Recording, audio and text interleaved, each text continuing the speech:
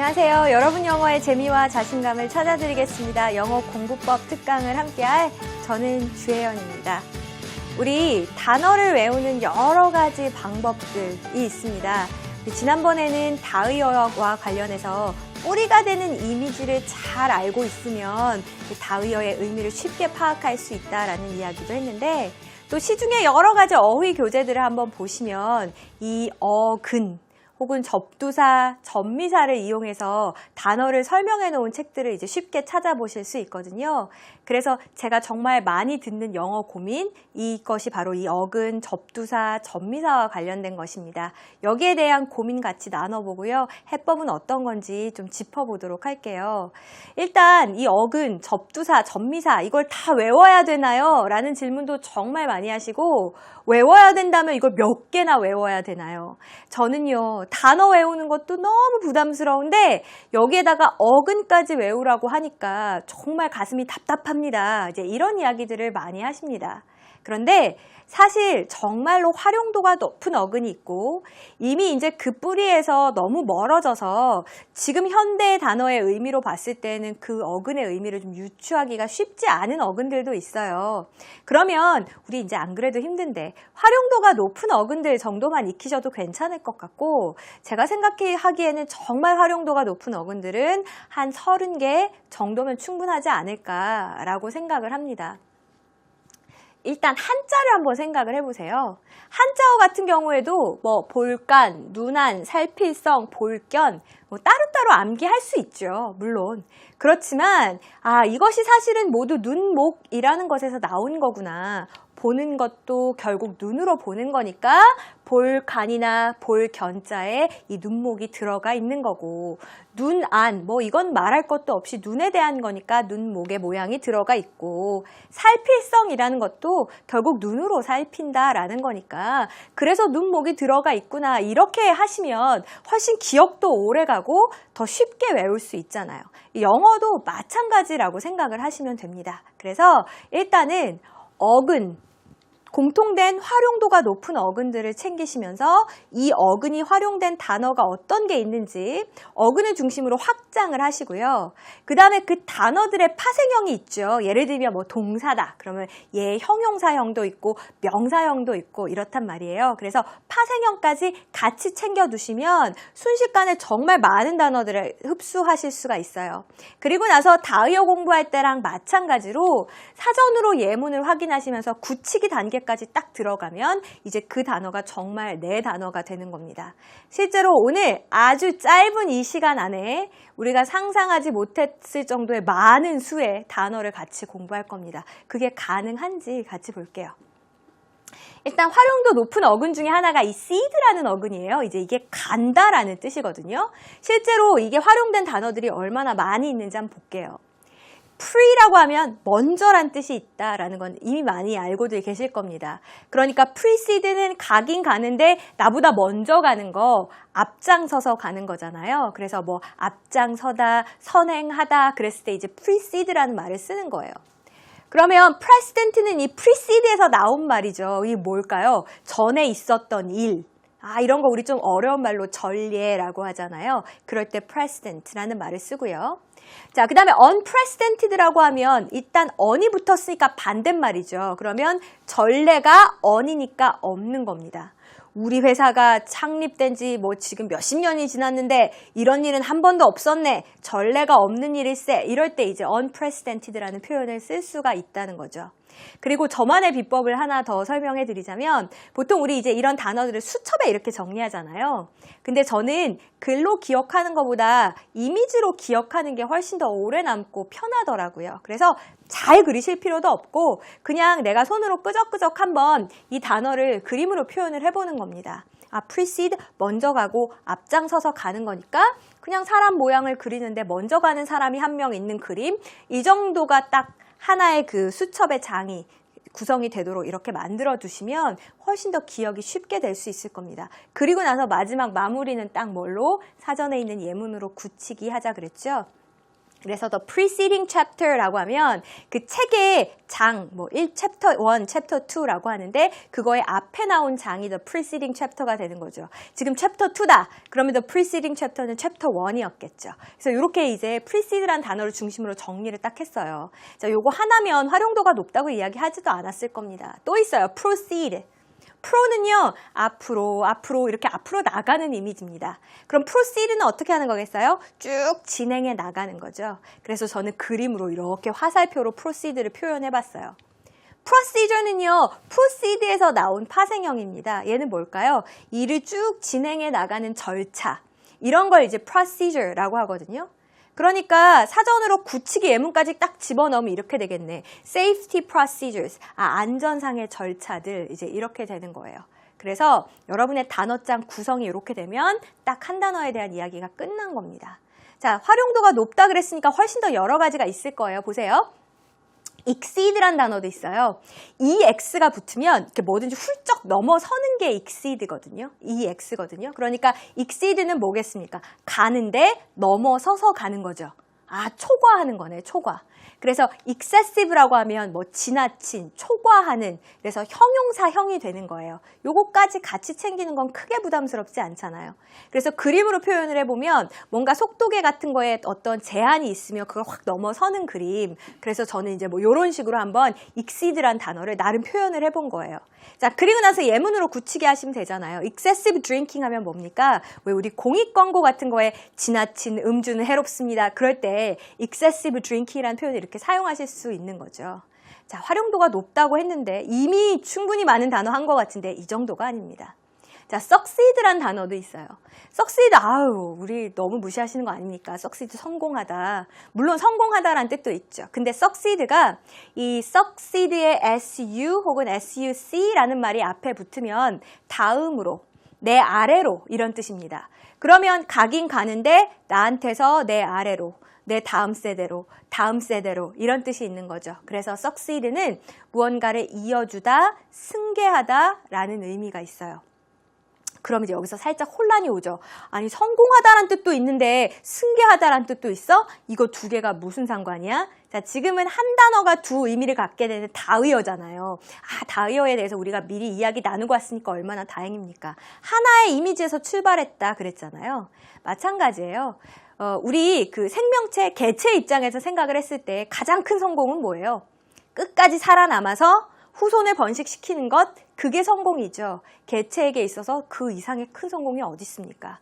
그래서 내가 살아남아서 우리 종족을 다음 세대까지 전달했다면 성공한 거예요. 그래서 승계하다란 뜻과 성공하다란 뜻이 한 단어 안에 들어가게 된 겁니다. 전혀 별개의 것이 아니었어요. 자, 그럼 successive는 뭘까요? 형용사형이 된 거니까. 그렇죠. 연이은, 계속 이어지는 이런 의미가 되겠고, succession은 뭐가 될까요? 명사형이니까 이어짐, 승계 이런 의미가 되는 겁니다. 그래서 successive win이라고 하면 그 이기는데 계속 이기는 거니까 우리 연승이다라고 이야기할 때 이렇게 표현할 수 있겠고, 저는 뭐 물려주는 걸 뭘로 표현할까 하다가 이렇게 열쇠를 다음 사람에게 물려주는 그림을 그렸는데, 뭐 여러분이 머릿속에 떠오르는 이미지, 왕관을 물려주는 거다. 그럼 왕관 그림으로 표시하셔도 좋고, 어찌됐건 간에 자주 쓰이는 단어들은 그냥 한번 뜻 보고 단어 스펠링 보고 휙 넘기지 마시고 내 걸로 만들기 위한 노력을 좀 다각적으로 하셔야죠. 여러분이 단어에 좀 정성과 시간을 쏟는 만큼 그만큼 단어가 여러분의 힘이 되어주는 거거든요. 자, 그 다음에 reced란 단어도 있어요. recede에 re가 붙으면 항상 뒤쪽이거든요. 그러니까 가긴 가는데 앞으로 가는 게 아니라 어디로 가는 겁니까? 뒤로 가는 거. 그래서 이런 걸 후퇴하다라고 하잖아요. 그래서 receding hairline이라고 하면 요즘 많은 현대인들의 고민 중에 하나죠. 탈모. 그래서 이렇게 hairline, 머리선이 점점 이렇게 뒤로 넓어지는 걸 갖다가 receding hairline이라고 하고요. 탈모 방지용 샴푸라든지 뭐 여러 가지 제품의 설명서를 이렇게 보면 receding hairline이란 표현을 심심치 않게 찾아보실 수 있을 겁니다. 자, 이렇게 해가지고 우리 reced란 단어가 가지고 있는 파생된 단어가 이렇게 많다라고 정리를 한 다음에 정말로 단지 그 어근 공부한 거 하나만으로 이 짧은 시간에 이 많은 단어들을 정복했는지 잠깐 테스트 해볼 테니까 여러분도 그냥 화면 이렇게 보고만 계시지 마시고 입으로 한번 소리내서 말해보세요. 자, precede는 뭐였죠? 먼저 가는 거. 그쵸? 앞장서다, 선행하다였고 president는 전례, unprecedented는 전례가 없는 이었었죠. proceed는 뭐였죠? 앞으로 가는 거, 진행하다. procedure는 명사형이니까 절차 이런 의미였고요. exceed는 넘어서 가는 거니까 초과하다. excessive는 초과하는 형용사형. succeed는요. 다음으로 이어서 가는 거니까 승계하다, 계승하다. successive는 연이은, succession, 연속 이런 의미였다고요. 승계 이런 의미였다고요. 자, 그 다음 reced는 뭐였어요? 뒤로 가는 거니까 후퇴하다. 어때요? 그냥 딱 한 번 봤을 뿐인데 기억에 많이 남으셨죠? 이렇게 공부하는 게 어근이 갖고 있는 힘이라는 거예요. 자, 그러면 우리 뭐 이야기 나온 김에 seed 말고 또 많이 쓰이는 어근 하나 더 소개해 드릴게요. 이 meter 혹은 MENS가 붙어서 재다, 측정하다라는 어근이 있습니다. 사실 이 미터 같은 경우에는 기억하기 상당히 쉽네요. 이 미터라는 게 결국은 뭔가 재는 그 단위 같은 거니까. 자, 대표적인 단어가 뭐예요? measure라는 단어죠. measure가 재다, 측정하다 이런 뜻이죠. 그래서 저는 줄자가 언뜻 떠오르더라고요. 그래서 옆에 이렇게 줄자 그림으로 표현을 해봤습니다. 이렇게 잘 그리실 필요 없어요. 그냥 가장 간단한 선으로 이미지만 표현해 주시면 돼요. measurement는 measure에서 파생된 거니까 뭐가 될까요? 그렇죠. 이건 측정 이런 의미가 되는 거고요. immense는 뭘까요? 우리 이제 IM이나 IN이 붙으면 반대말이다 이런 이야기 아마 많이들 들어보셨을 텐데 그러면 잴 수가 없는 거네. 왜 못 잴까? 너무 커서. 그래서 immense라고 하면 이제 어마어마한 이렇게 이야기할 때 정말 양이 엄청난 걸 이야기할 때 immense라고 표현을 합니다. 그래서 여기까지 이제 단어 의미 쭉 정리하셨으면 사전으로 굳히게 하시면 되잖아요. accurate measurement다. 그러면 이거는 정확한 측정이란 뜻이구나. immense amount of work이다. 그러면 일의 양이 아주 immense, 엄청나게 많은 양의 일이라고 표현할 때 이렇게 immense amount of work라고 표현을 하는구나. 이렇게까지 기억을 해두시면 활용도가 훨씬 높아지겠죠.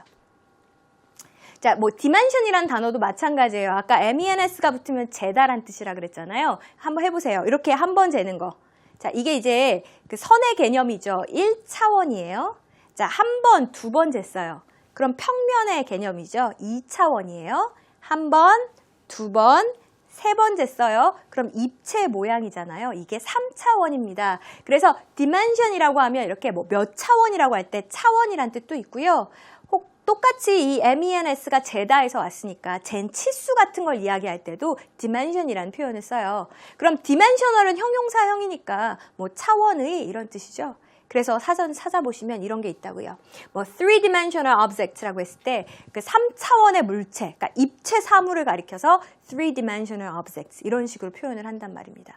그래서 MENS가 이렇게 활용도가 높구나. 이거 들어가면 모르는 단어라도 어느 정도 유추할 수 있겠죠. 내가 이 단어 처음 봤는데 그래도 MENS가 들어갔으니까 이거 재다란 뜻이 아닐까? 이렇게 생각하실 수 있다는 겁니다. 뭐 이런 단어들을 보면 이 어근이 갖는 힘이 훨씬 더 와닿으실 거예요. thermometer라는 단어인데 이 thermo가 열이란 뜻이거든요. 그럼 열을 재는 건 뭘까요?